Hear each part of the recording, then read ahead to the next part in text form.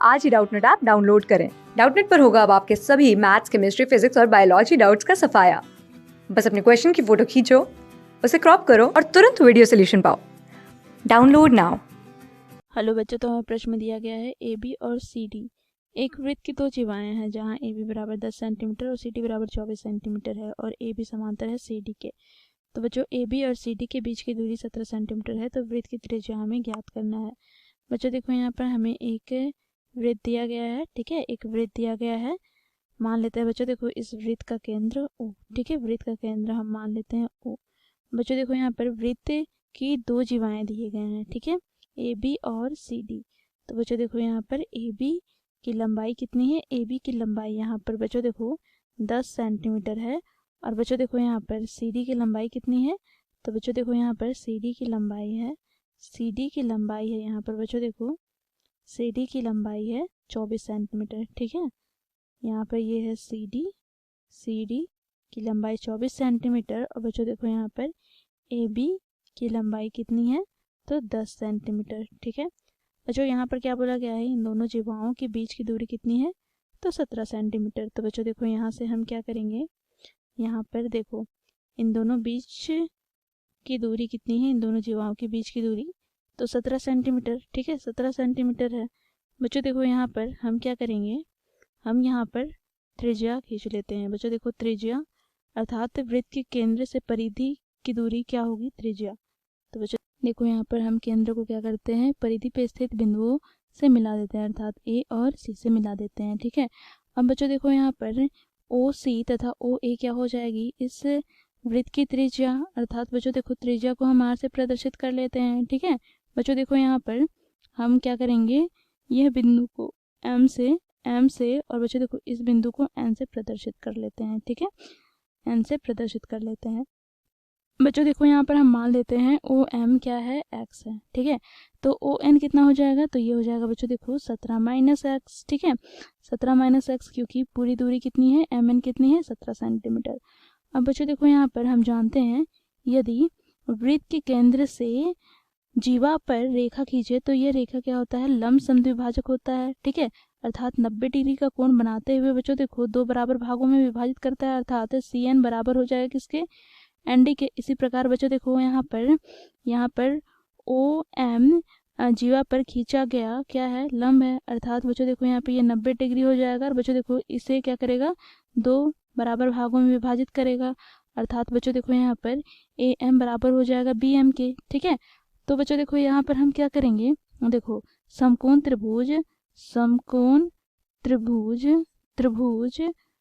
A M O में बच्चों देखो पाइथागोरस प्रमेय का हम प्रयोग करेंगे, तो यहाँ से हमें क्या प्राप्त हो जाएगा, ओ ए का स्क्वायर बराबर हमें प्राप्त हो जाएगा ए एम का स्क्वायर प्लस ओ एम का स्क्वायर, ठीक है। यहाँ पर हम लिखेंगे पाइथागोरस प्रमेय से, ठीक है, पाइथागोरस प्रमेय से,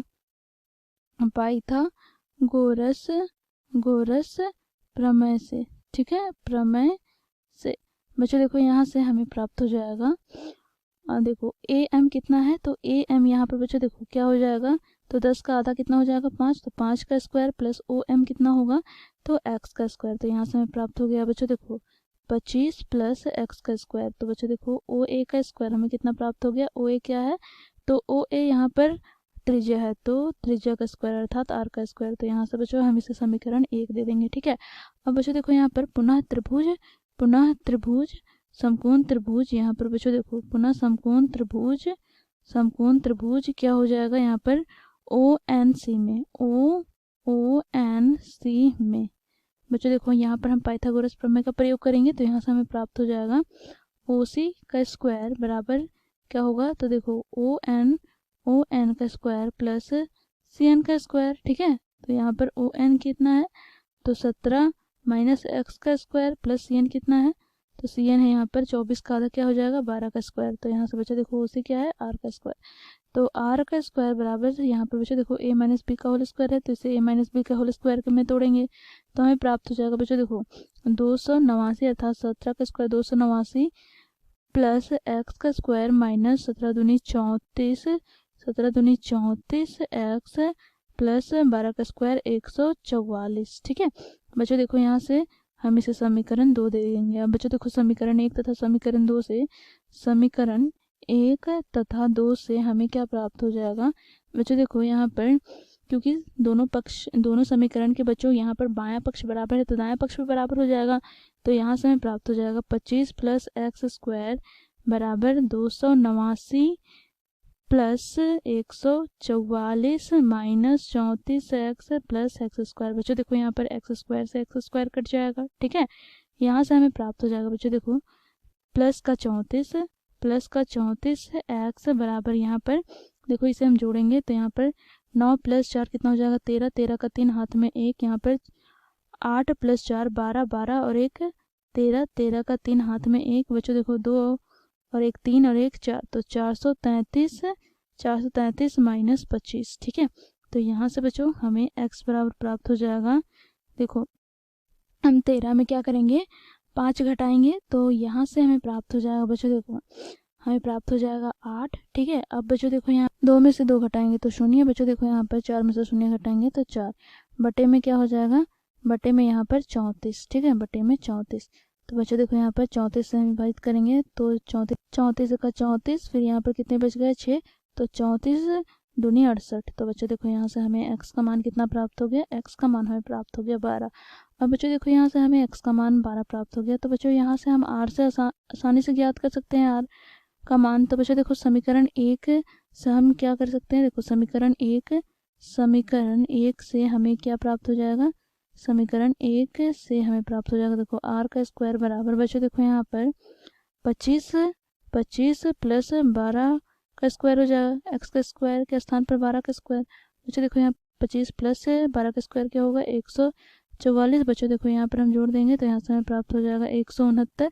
बच्चों देखो यहाँ पर r स्क्वायर हमें 169 प्राप्त हो गया तो r बराबर क्या प्राप्त हो जाएगा तो 169 का वर्गमूल। बच्चों देखो यहाँ से हम इसे वर्गमूल से बाहर निकालेंगे तो हमें प्राप्त हो जाएगा 13। तो बच्चों देखो यहाँ पर r बराबर हमें क्या प्राप्त हो गया, r बराबर हमें 13 सेंटीमीटर प्राप्त हो गया। तो बच्चों देखो हमें त्रिज्या दिए गए वृत्त का प्राप्त हो गया 13 सेंटीमीटर। तो ये हो गया हमारा आंसर, ठीक है। Thank you. क्लास 6 से 12 से लेके नीट IIT JEE मेंस और एडवांस के लेवल तक 10 मिलियन से ज़्यादा स्टूडेंट्स का भरोसा। आज ही डाउनलोड करें डाउटनेट ऐप या व्हाट्सएप कीजिए अपने डाउट्स 8400 400 400 पर।